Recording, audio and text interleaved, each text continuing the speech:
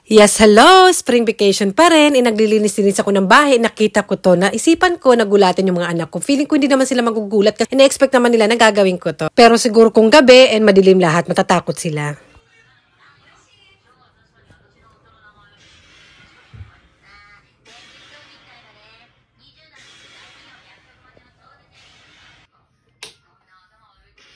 Hindi kayo titigil ka ka-cellphone? Hindi? Actually, kanina pa ako dito. Magna-9, ay magti-12 na naman. Ang bilis ng oras. Eh, ito, babacuum ko to kasi bulk ito, pang winter.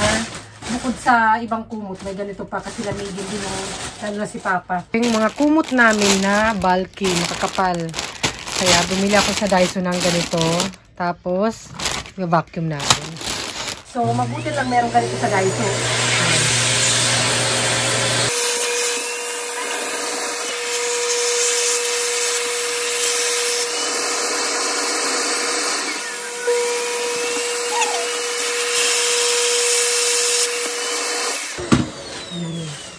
Kayo guys, nakapag-ligpit-ligpit na ba kayo ng pang-winter? Actually, medyo malamig pa. Kahit yung mga damit, nandiyan pa. Nagtapon-tapon din ako ng mga matagalan na ka-stock na hindi naman kailangan, hindi naman nagamit na ilang taon. And kaya may extra boxes ako. Inililinis ko rin tong room na to. Parang naging bodega lang namin to. Walang natutulog talaga dito. And kasi si ate, bumili nga siya sa Muji ng bedding set. Yung bed niya, yung frame is i-deliver pa lang. Ito yung pillowcase. Siya yung pumili ng kulay nito. Ito para sa ano niya, cover sa bed. Ito sa kumot siguro to. Ayan. Ano ba yung size ng, ayan yung, ano siya, single bed.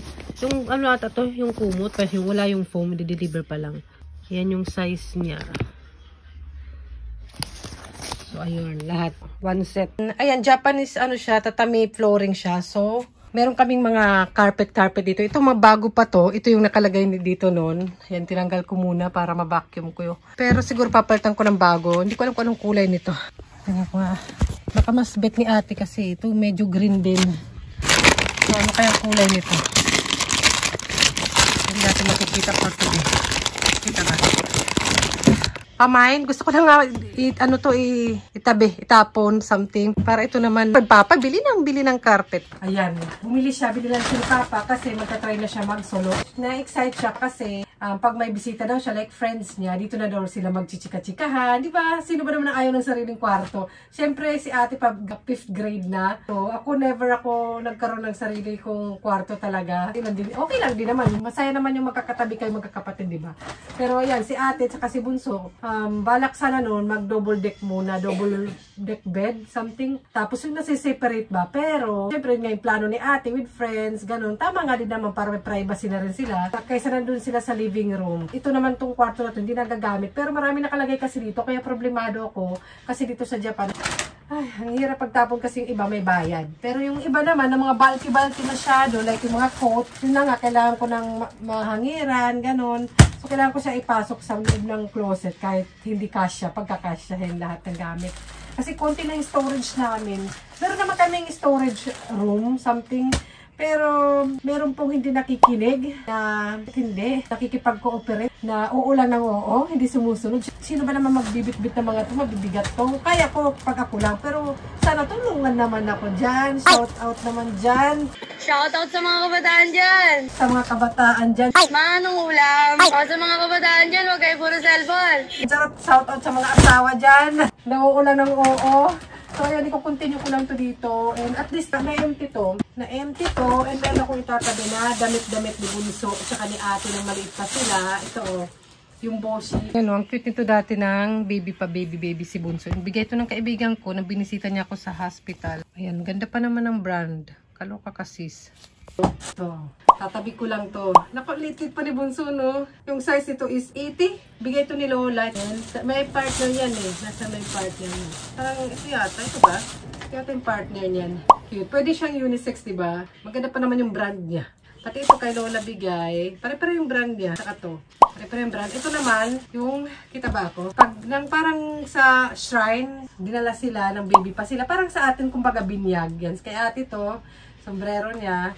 Ayan, sayang, ganda pa naman ng brand, pero tatabi ko. Hindi dahil sa brand, syempre, dahil sa memory. Pati ito naman kay Bunso. Parang pang girl, pero parang mas pang girl yung kay Bunso. Tatabi ko lang siya.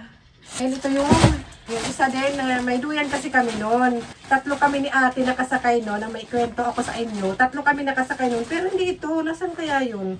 Hindi ito, green yun. May, kami, indoor na duyan. 3 kami nakasakay noon, nagpapa-dede, ako kay Bunso noon, nagpapa-breastfeed. Si ate rin, nandito. Dito yung ulo ni ate, nandito kami ni Bunso. Tapos, nang nakaganon kami, meron pong umupo. Meron pong umupo. Hulaan nyo. Comment kayo dyan. Na sira. Yung dito ba? Yung ito kasi parang hook, di ba? Ayan. Di ko alam kung kita nyo ako. Kasi parang pakunin na ako ni Lord dito. Huwag naman Lord. Marami pa akong gagawin. Ayan. Nahigit na nga siya. Nahigit na nga. Pero sa-separate ko lang siguro to. Kung pwede lang wala ng mga box-box. No? Kapag mga nanay ko ang may problema sa mga ganito. Tapos ito mga bag. Ay, mga bag. Pwede nga lang pagtatapon lang lahat. Pero minsan kasi ginagamit ko siya. Ito yung backpack. Akin to. Pero nagamit to ni ate ng school trip niya. Kasi kailangan dalawa yung backpack yung camping nila. Ayan nga. Kasya na nga kay ate. Kaya ayoko rin itapon. Kasi yung iba, napapamana ko kay ate. And bet niya yung iba. Andyan yung pang sports ko na bag. And pang kikay-kikay or something. Yung iba, ginagamit ko pa minsan-minsan. Nandito lang siya. Kasi ayoko nga naka-display or something. Kaya lalagay ko dyan. Pero nakakalimutan ko nga. Dahil kung anong gamit ko, araw-araw, yun na yun. Hindi na ako maghahalungkat dito. Okay na yan. Diyan ka muna. Ayoko kasi na masyado sana maraming dito. Papalitan ko yung kortina ni ate. Kung anong gusto niya. Kasi sa kanya naman to dito. Hindi ko alam kung saan ko ilalagay yung mga nakatanggal ko dito. Actually, may pinaglalabas ako dun sa labas namin. Yung TV namin na lang, maliit. Siguro pwede magamit ni ate to in case. Gumagana pa to guys. Pwede to dito at hindi ko alam kung pwede yung internet, YouTube something. O diba? Kayang bitbitin lang. Ganon. Lang yan. Hindi man ginagamit. Ito pa po. Ito mga ibang kumot, kurtina. Ayan. Ito nakalagay din to dito yung square. Kasi mas maganda pag tinatakpan. Kasi pag lagyan ng ganito, ng mga furniture, something, na matagal, parang babakat. Kaya mas maganda lagyan din ng carpet. Ito beddings pa namin yan. Di ba? Ang dami. Ito yung mga nakahanger na coat something. Kasi ayoko magplancha, kaya hinahanger ko. Gusutin siya.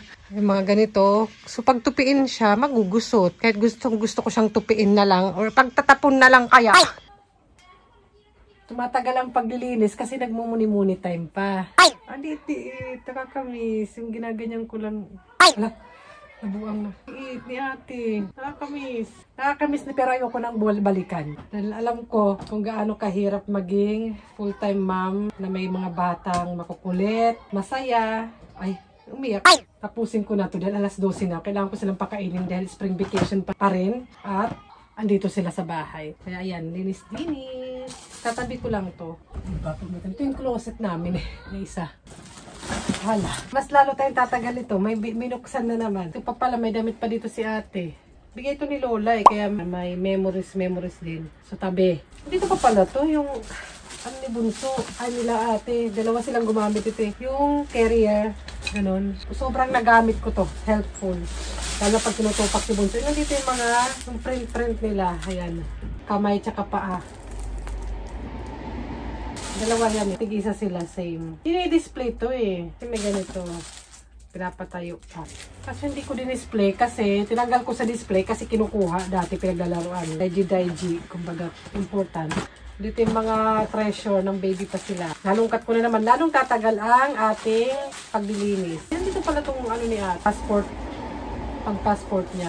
Ay, dito yung buhok ni ate na unang gupit. Hala, buhay pa pala. Kala ko natutunaw to or something pag nagtatagal. Buhay pa siya. Tingnan nyo. No. Kaya pala yung iba, dinodonate nila. Kasi pwedeng gamitin ulit. Kay ate to. Tig-isiyan sila. Kasi yata. Dito linagay yata yung pusod sa box. Ayan. Dito, sa box na to, kahoy siya. Dito ay yung CD ng aking mga ultrasound nakalagay dito. Okay. Ito naman kay Bunso, buhok. Ito kay ate buhok, kay Bunso buhok. O, diba?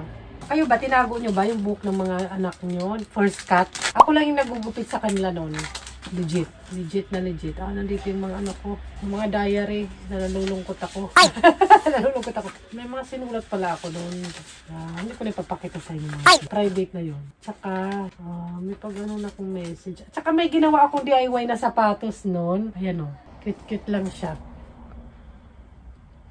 Pero, parang display lang ba? Or pag baby pa, na hindi pa naglalakad, mga gamit. Siyempre, pag bagong panganak ka or buntis, wala kang magawa. So, parang inaaliw mo yung sarili mo. Tapusin mo na yung mga gawain dyan. Dahil marami pang gagawin. Dito yung makapal na diary.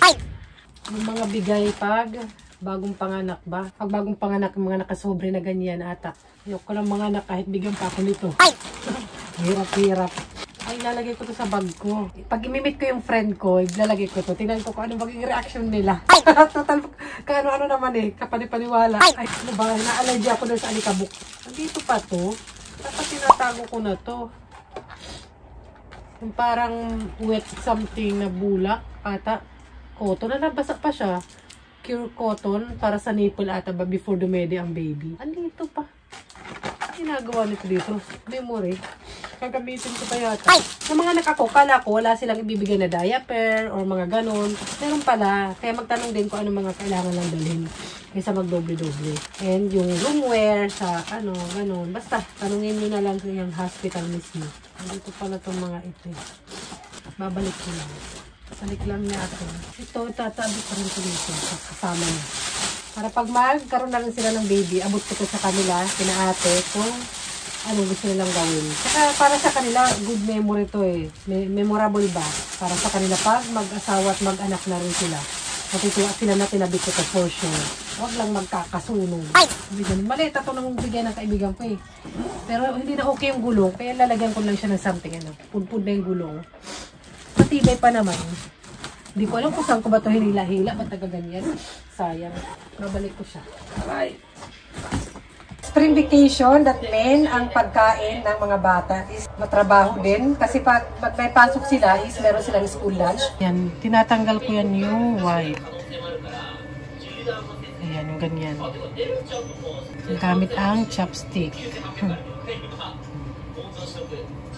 Ito na nga, magagawa ko ng lunch. Walang katapusang gawain bahay. Kanina marami din akong ginawa. Eh, magagawa tayo ng fried rice. Then, 12 na pala. Hindi ko rin namamalayan yung oras. 12 na pala. Kaya ganun ako kasi syempre nasa bahay, walang bra. Nasali na rin ako ng chopstick yung pinapangluto ko, pinapangganyan ko. Kahit meron naman kami pang batid. Kahit may ganito naman, nasali na rin ako na chopstick yung gamit ko. And dahil maraming frozen rice, kaya naisipan ko mag-fried rice for today's video. Ayan, dahil marami tayong frozen rice. Ayan. Yung luya sis, ang laki. Ayan, maraming frozen rice, gamitin natin for today. Ganon. Ano, gusto niyo kumain dito? Tara, kain kayo. Ayan. Mabutin natin ito. Ayan, yung tira namin na rice, ginaganyan namin, tapos pinufrozen para microwave na lang. Bacon and onion. Panood ko lang to sa social media na ilalagay na yung kanin, sabi nating itlog. O diba? Thank you naman sa social media.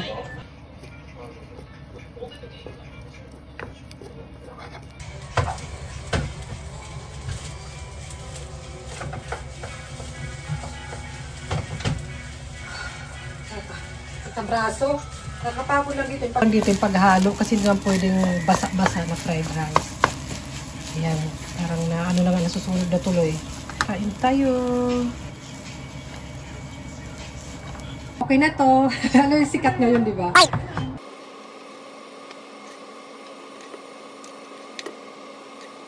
Okay na to. Everybody, come on. Okay na yan. Uy, shit. Good. Wala tayong choice. Kain na si madam. Haba ng buhok.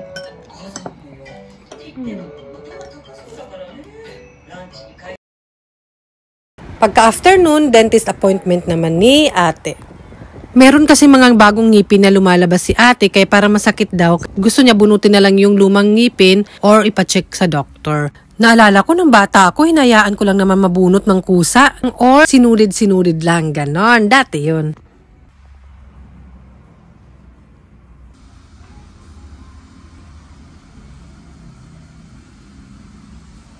And next, dito naman sa doctor nila para sa skin kasi meron nga silang atopy so kailangan talagang i-maintain. So ipapacheck namin sa doctor yung skin nila and kukuha kami ng cream. May appointment sila. Si ate kanina dentist. Si ate, bike siya gamit yung...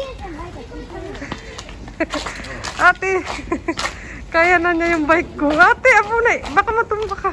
Mabigat kasi yan eh. Si ate. Kaya na niya. Dati angkas ko lang, ngayon kaya na niya i-drive yan. Be careful ate, no, don't play. Nakakatakot kasi mabigat yun eh, baka matumba.